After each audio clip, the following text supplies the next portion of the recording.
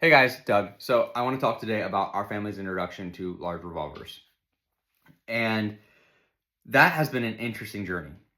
We're going to be talking about our first shots with this, our perceptions of it, some of the things we've learned, as well as managing some of the risks that come along with big bore revolvers. So it's going to be a bit of a longer video, but hopefully it's interesting for you guys. So with that, I'm going to play my first three rounds with the buffalo bore ammunition. These are not the first 3 rounds I shot in the gun, but they are the first 3 rounds of 454 buffalo bore that I shot. And yeah, we'll just play that and then we'll come back and talk about it. All right, I think that worked. That was substantially spicier. It's saying it's 1290. Yeah, it's like a police gun, dude. This thing's nuts. Is that like standing like what a 1323. That's closer to what I'd expect. That is spicy stuff. That is spicy. That is fun to shoot. That is going to be a problem for me. I'll go the next cylinder over. 1323.5 for that one. Group's looking okay for me and my abilities for this handgun. Shooting double action, of course. It's just based on what they feel comfortable with. So if an operator doesn't want to talk for whatever reason, usually the thing that is a lot more ergonomic. Like yeah, that feels a lot nicer. Like that's, don't get me wrong, that's super easy to shoot. 380 is really easy. Wow. 1312 flat. That is a thumping of it. That's a thumping cartridge. That is a lot of fun. I'll have to shoot it offhand now. But like the things about H&K is they're just known for their ergonomics and for the All right, I'm going to take a moment to myself and just appreciate how much that recoils. That is a very, that is a lot of fun. That is super fun. You see in the video that the muzzle is shaking just a little bit, and I want to talk about why. So I was very intimidated to shoot this gun when we purchased it. My wife is the one that purchased this, but I was intimidated to shoot this gun for 2 reasons. One, I didn't want to get smacked in the face at a public range, and 2, I was aware of and concerned with the risk of double firing if my ability to control the recoil was insubstantial and I was overcame by the recoil and then had the reflex to kind of refire the revolver. If you're not familiar with double firing, that is where when you fire the revolver in the recoiling process, you release the trigger and then reclamp the trigger as your body is trying to like subconsciously process and stop the thing that just happened to it. So the revolver, as it's recoiling, can fire into the air, but it can also rip back in your wrists and then fire again, which is bad for your health and longevity, we can say. So those are the 2 risks. The way that we manage the double fire risk is we only loaded a single cartridge into the cylinder and then paid attention to where that cartridge was after the recoil process, making sure that it was still aligned with the bore when we opened the cylinder. Okay.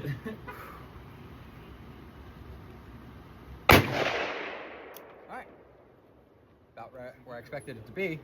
So, I don't know. Probably call it fine. Yep. Which, if it was not aligned with the bore after having fired, that means that you'd advance the cylinder again after the recoil process, which means you double fired. So what that would look like, just for your awareness. So let me see if I can do this in a way that makes sense. So you have your revolver, right? You need to have it, you put it to the right of the bore in this case because the cylinder rotates to the left. So you close it. Now your cartridge is one right of the barrel. When you fire it, this is a dead casing. When you fire it, it's going to rotate the cylinder into position. It's going to fire. It's going to recoil.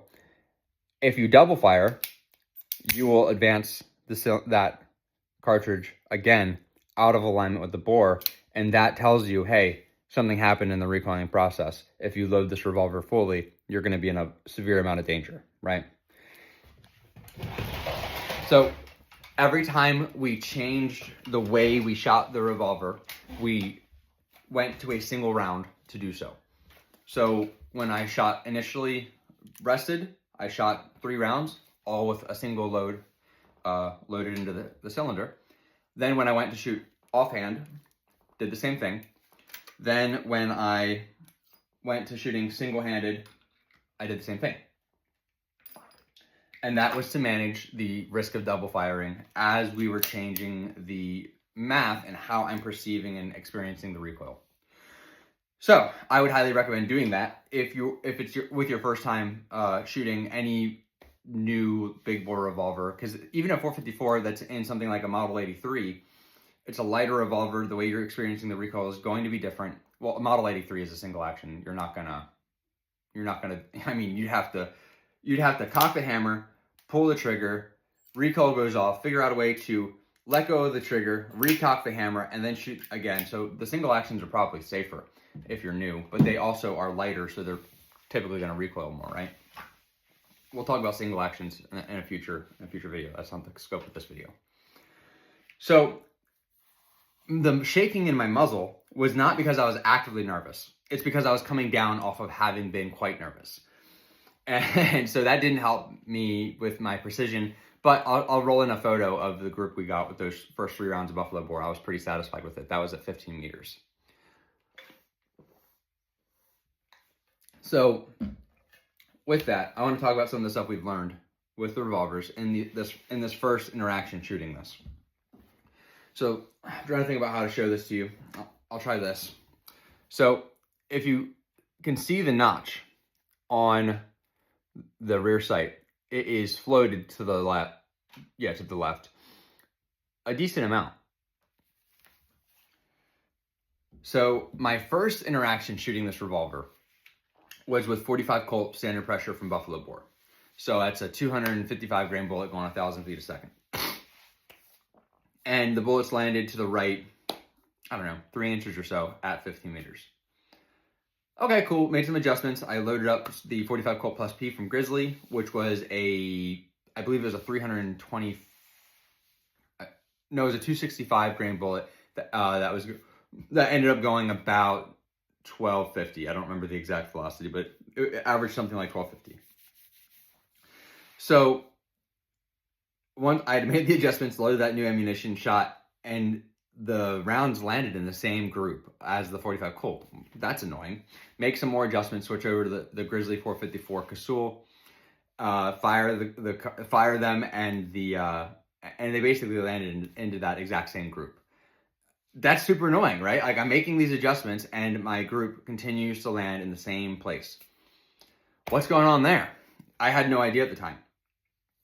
I end up making more adjustments. I load the buffalo bore. I shoot. Pretty happy with the point of aim, point of impact.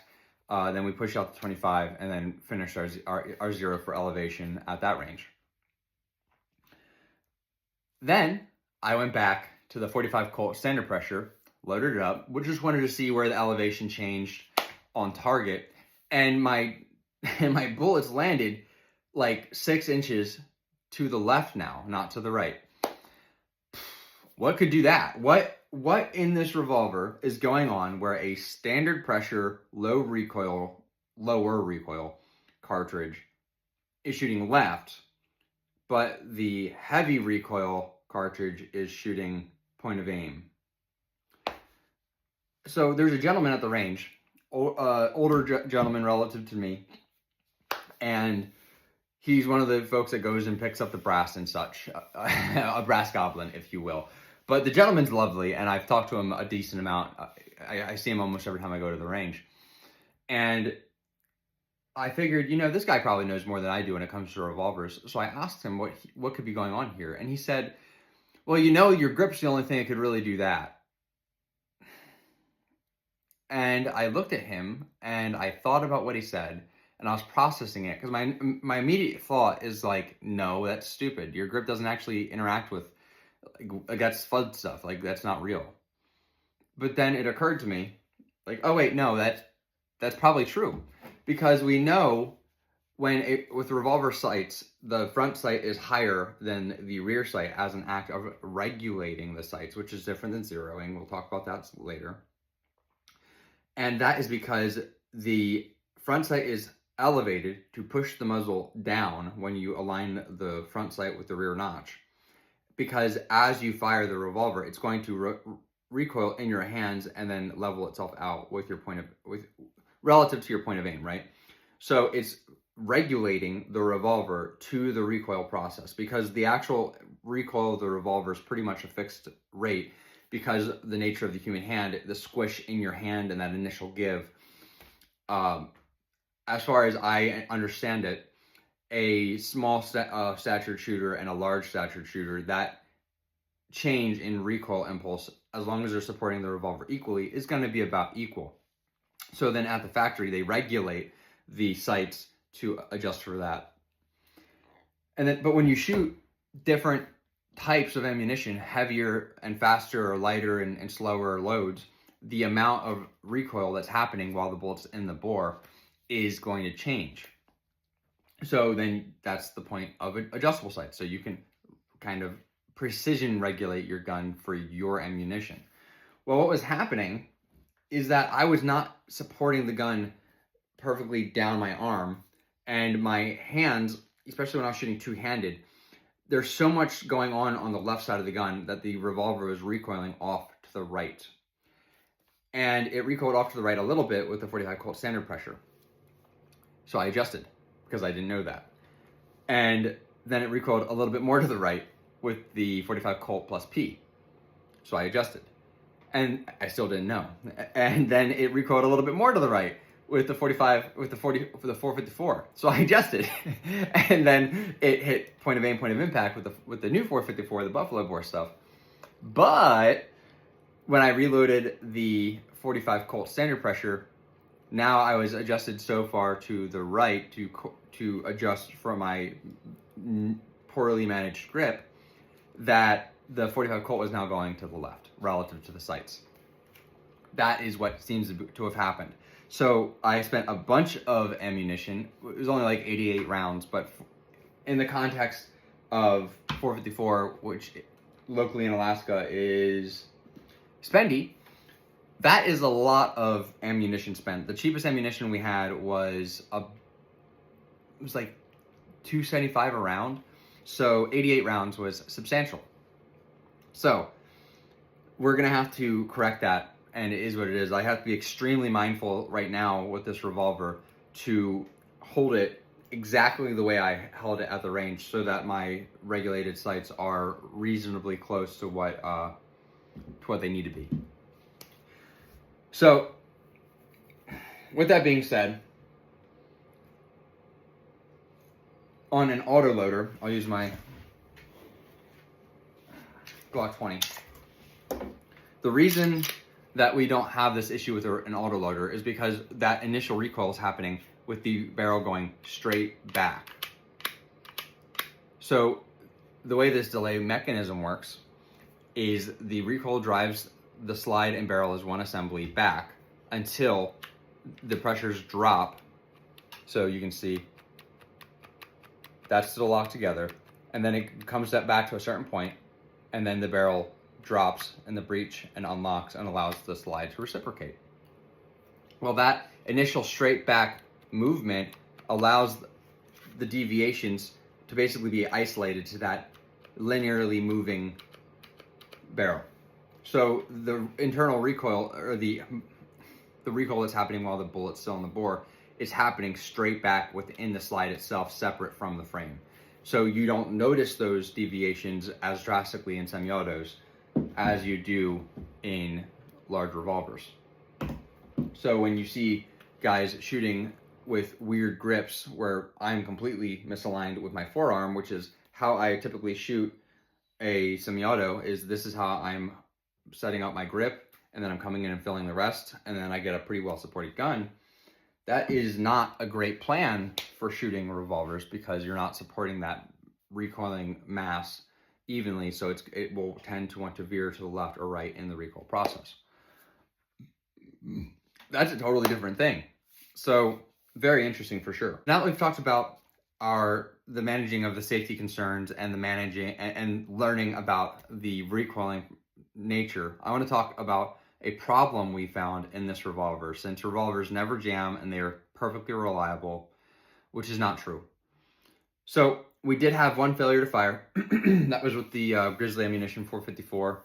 I'm not sure what's going on in the revolver to have done that, but it was once, and it was only with that particular ammunition, and that cartridge did fire.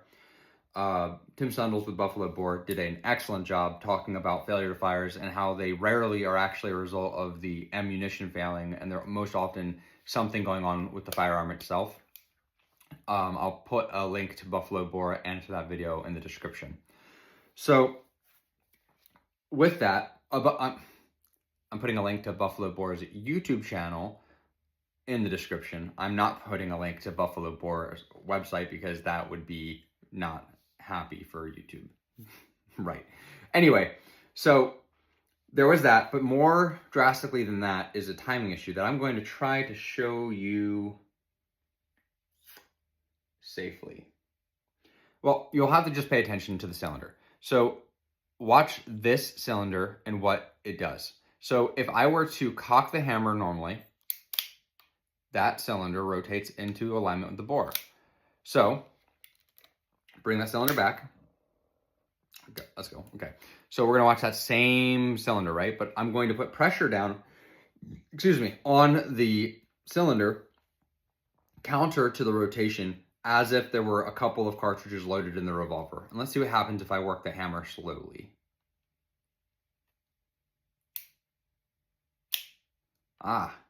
So that cylinder remained right there. Now keep in mind, that's the next cylinder in line to fire.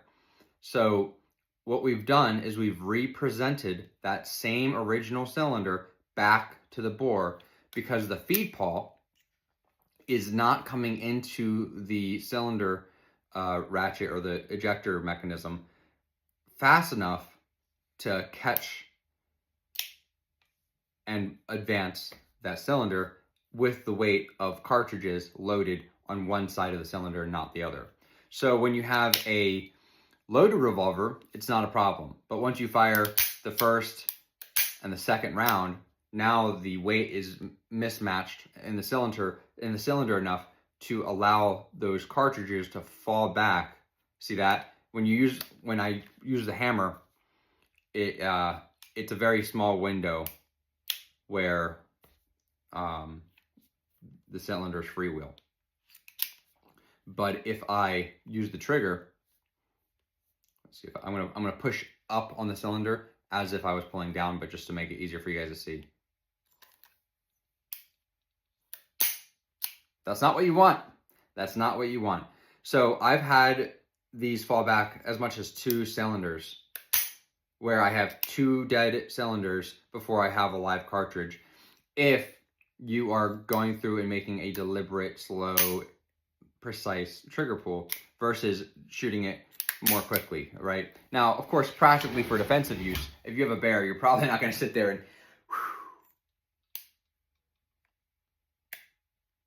right, that's probably not what it's going to look like. It's probably going to look a lot more like, or it's going to look a lot more like, or it's going to look a lot more like, ah! Right, so depending on your how well put together you are in that moment and how off guard the bear caught you. So, so how we're managing that is if I need to shoot accurately and I'm trying to take my time and be very intentional shooting a very specific thing, I'm just shooting it single action. And then I need to be mindful to get through that first stage of the action before I work through the trigger if I need to be more precise with a double action pull. It's manageable, but it is a problem. I actually had this revolver completely pulled apart. I'll roll a picture in, trying to figure out what's going on with it and see if it's something I could fix, but I do believe I'm going to need a new part. Shout out to Brianna being a freaking awesome wife. When I disassembled this revolver, the trigger group, I dropped the feed pawl out of the mechanism by accident, and I did not know it was held in with a plunger and a spring. And that plunger and spring went somewhere, so I couldn't reassemble the revolver, and Brianna found that piece while doing her wifely things and supporting the family. She found it while sweeping or vacuuming, and then she took a picture of it and sent it to me. I'll roll that photo in right here of it in her hand, and it made me so happy. I had that thing reassembled in like 20 minutes. That was a fun experience. We'll talk about that at some point when I go to fix this issue. I'm gonna go talk to Wild West Guns and see if they can help me better understand timing and all that, because I want to learn the system more intimately. But, and on that note, the last thing I want to talk about is just how, actually no, the second to last thing I want to talk about is how complicatedly simple and simply complicated these guns are. So, give me 1 second. So, in some ways, these guns are more complicated than a revolver. If you pull the trigger group out of here, there's a whole bunch of small components that are all nested in with each other. You have the trigger itself, which is connected to a larger housing, which acts upon the hammer, it acts upon the transfer bar, it acts upon the feeding paw, or the paw, depending on who you talk to, and it operates the cylinder latch, all in one little tiny place right here, right? And all the dimensions and everything that take part in those actions are very precise and very, very intentional. So it's easy to mess up, or I could imagine it being seen as more complicated than a semi-auto. But in the past, I would have said that revolvers are more complicated actually than a semi-auto. They're just more simple in understanding how they work as far as an end user perspective. How they actually function is more complicated. I don't think that's actually true anymore. I think I was just less aware of revolvers, because I can explain to you basically exactly how this gun works and the deficiencies that it will have if things fall out of alignment pretty easy. And this gun in particular is a breeze to disassemble. There's no window in the frame. You don't have to like puzzle piece everything back together. It's just an assembly that works like any other assembly you've ever seen, just in the nature of a double action, single action revolver. Nothing in this revolver is overly complicated, overly hard to understand when you look at it. And I feel perfectly confident that when Brianna has her revolver, which she's almost certainly going to, well, this is technically purchased by her. So this is sort of a family revolver that is being used to inform us with regard to things we're doing professionally. But when she gets, I don't think she's going to end up carrying this revolver. She may, I wouldn't be surprised. But once she gets her revolver, which will likely be a GP100 or a Red Hawk, there's nothing about this firearm that makes me feel concerned about her ability to disassemble and do maintenance on this firearm, where something like Glock, which is an incredibly simple mechanism for semi-auto, is to understand what's actually going on in this system. It takes a bit of understanding, like to understand the relation between the components and how everything works and what everything is doing to complete the cycle of operations. It's not nothing. And understanding how the safeties work in here, the 3 different safeties, there's 2 that are here, or I'm sorry, so we have a safety here, and then on the trigger itself.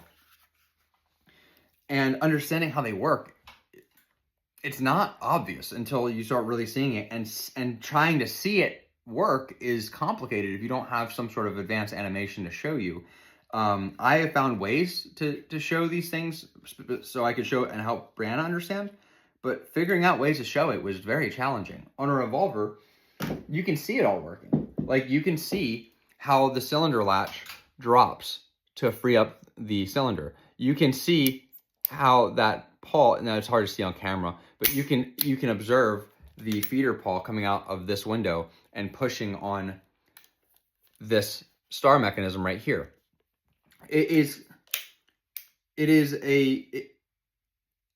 Seeing how the hammer is working on 2 different sears. That is something I can physically show you. You can see how the transfer bar raises to be in the way of the hammer when it falls, But you can also see how if you pull the trigger and let go of it to release the hammer, how the transfer bar drops and makes the revolver safe. You can look down into the revolver and see the sear functioning. You can see everything that's going on with the revolver right on its face, right on its face. And just taking it apart a little bit allows you to show the rest very simply. So is it even fair for us to say that these are more complicated? I don't know that it is fair. I don't know that it is. Maybe on something like a Colt or a Smith & Wesson where you have the window and it's like a big puzzle and putting it all back together is very intricate, which maybe it isn't. I don't even know. I've never done maintenance on a Smith & Wesson or Colt revolver, so I wouldn't know if it's actually complicated or if I'm saying that unfairly.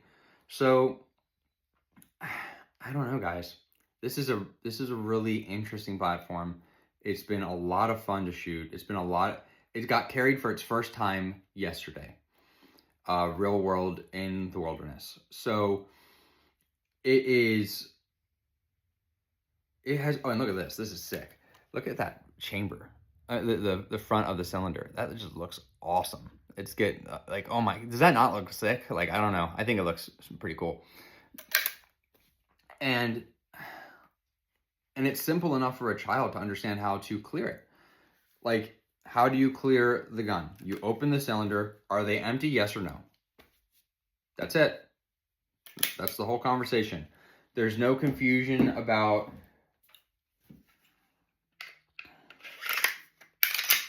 okay, well, I took the magazine out of it, so it's empty. No, it's not empty. You have to clear the chamber. Oh, well, what do you mean? Nothing came out. Okay, well, we have to show you. Okay, so now the magazine comes out. People forget. People make this mistake all the time where they'll clear the cartridge out of the chamber and then take the magazine out, not realizing they loaded another round into the chamber when they did that. And now they have a loaded gun and they think it's empty and they shoot it and bang, they discharge a round. Or someone is under a misunderstanding of how the gun works, so they take the magazine out and think it's safe now, and then same thing, they pull the trigger, it goes off. These are better fighting implements than revolvers. I think that is true. As far as like self-defense and things like that are concerned, that is typically something I believe to be true. Outside, if we ignore the 0 meter problem. So, but with that, the simplicity. If you look at your average person that's doing normal people things, it's not interjecting themselves into higher risk situations. The revolver offers you a simple mechanism that's simple to understand as far as what you need to understand, that you can drop off to a gunsmith or a gun shop to clean once a year and have it done for you. For a normal person that is not a gun person, you can load these up or down to suit whatever you need. You can take a 357 Magnum revolver and put 38 special wad cutters in it and have a very capable self-defense tool that doesn't recoil almost at all. Or you can load it up with 357 mag Outdoorsman and you can take that off to the woods and you can go and fish in bear country and have a pretty good option. Not the best option maybe, but a pretty adequate one. And you can put that thing in your nightstand and it can sit for 20 years and you can pull it out and use it should you ever have the need. So for a normal person that is not a gun person, or for people that have a concern about the 0 meter problem, women namely, not because the gun's simpler, but because the gun physically will function while it's up inside of clothing and inside of a mess of two people, one being assaulted by the other. There's a lot of places where revolvers make a lot of sense, is all I'm saying. And it is something that we are going to explore. Shockingly enough to me, it's something we are probably going to stock once we go live with our website, which is not a thing right now. So YouTube, please don't freak out. But yeah, the thing is, it's just been fascinating. It's just been fascinating. Last thing I want to talk about, and I know this is a long video, but it is what it is. These grips. So let's say you have a Super Red Hawk in 454 Casull and you have a GP100 in 357. The frames are basically identical to one another, how the grip pegs work. So my understanding is that these grips should be more or less interchangeable with each other. So you could have a 357 revolver and a 454 revolver that you interact with that the way that you feel and hold and support the gun or whatever, however you do it, is completely identical to your other revolver. Not similar, but practically identical, aside from the caliber and the recoil that you experience. Brianna brought me a smoothie, sorry. And my breakfast. So I have stuff in my teeth, I apologize. Anyway, so you can have two revolvers. So we talked about in the video yesterday, or last night, sorry about that. We talked about the video, how the Glock 17, 45, 19s are very similar to the Glock 20, 40, 21, etc. And we'll talk about 20 versus 21, the 45 ACP versus 10 millimeter. There's a conversation to have there. But we talk about the similarities of the two autoloaders, but they're not the same. On a revolver, you can have the same sights, you can have the same grip, and I don't know about the elevation of the sights relative to the grip. I'm not sure about that. I don't have a second revolver to like sit and compare them and look and know. But you can have two tools that are supported, carried, feel, operated, function exactly the same. Like, that's pretty cool. Like, obviously you're giving up the magazine. And that is not something to walk away from lightly. I'm not walking away from it lightly at all. But it's something to think about. So if you need a semi-auto, use and train with, carry a semi-auto. Nothing wrong with that. I'm still going to be carrying a semi-auto. But the revolvers are the revolvers are nothing to shake a stick at. Sport mode activated. Stick selected. Here, you stay. You're right there. You stay. So it's a oh gosh, hopefully I can steal that. I saw that in a Kentucky Ballistics video and it was just so funny. Anyway, so I just think there's a lot. If you're into shooting and you want to be better, this presents you a very interesting marksmanship challenge. If you want a massively capable woods tool, this gives you near rifle performance in a small 3-pound package that you can easily shoot with one hand. You have, and this is like the baby of the big bore revolvers. This is a 454 Casull. As far as big bore revolvers go, this is like the baby of the chat. So you get a 475 line ball, or a 460 Smith, a 500 line ball, 500 Smith & Wesson Magnum, a 500 JRH. Like, you can get some extremely powerful revolvers that can do pretty intense things. So you're not getting a bit of a terminal upgrade in a handgun. You're getting like darn near stopping rifle performance in something this size. Like, that's huge. And you're getting 6 rounds, which is not a lot compared to 15 rounds of 10 millimeter. But keep in mind, one second, you're going from what, like 350 foot-pounds of energy, something like that, maybe 375, maybe 400, to like, what, 700 foot-pounds of energy, 600 to 800 foot-pounds of energy, to 1,300. Now, foot-pounds of energy are not a great way to think about or talk about the power of a handgun for stopping large game. I personally like TKO as an easily definable way to compare cartridges. It's not perfect, just like nothing's perfect, just like energy foot-pounds is perfect. Is not, just like energy foot-pounds isn't perfect. Energy foot-pounds is arguably a terrible way to look at ballistics.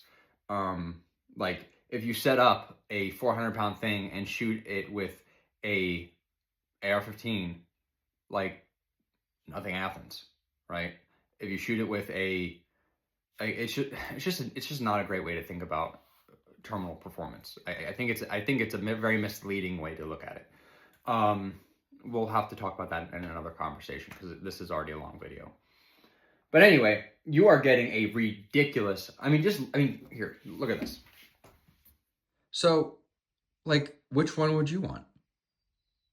Like let's say there's a 1,000-pound grizzly immediately in front of you. Your wife and 2 young children are behind you. And the grizzly's lowering its head and walking towards you, acting all curious as they do before they charge. Which one do you want? Like, here's a 9mm buffalo boar, 147 grain outdoorsman. Like, I've carried these for a decade. There's a 10mm. It's a decent round. Nothing wrong with it. I'm not saying that. But then there's the 454. Look at the Mayplats on those bullets.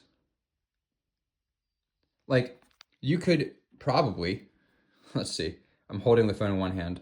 Sorry, this is like you're getting the entire 9mm of a Mayplat. Like, and that's moving at 1,300 feet per second with a maximum amount of momentum. Like, oh, I can't see. There we go. So, as we explore bear country more, as my family is further and further into the wilderness, I'm sure you can see the appeal going from this to this. So that pretty much wraps it up. Going over our initial interactions with the Revolver, our initial experiences, observations, thoughts. Love to hear what you guys have to think, or have to say, what you guys think. I know it was a longer video than, it was just a long video, but I appreciate you guys sticking around. And if you could let me know what you think and what you guys think is, where you think I'm off, where you think I'm on. I'd love to see what you guys have to say. All right, love you. Shalom.